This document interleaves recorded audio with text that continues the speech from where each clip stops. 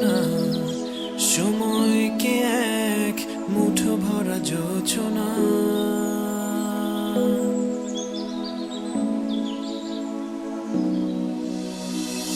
চারটা যতই দূরের হোক না, ছুতে আমি চাই না।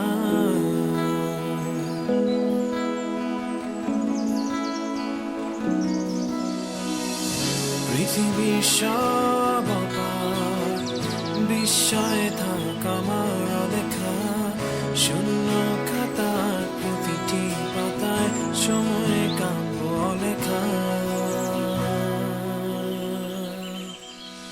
আমি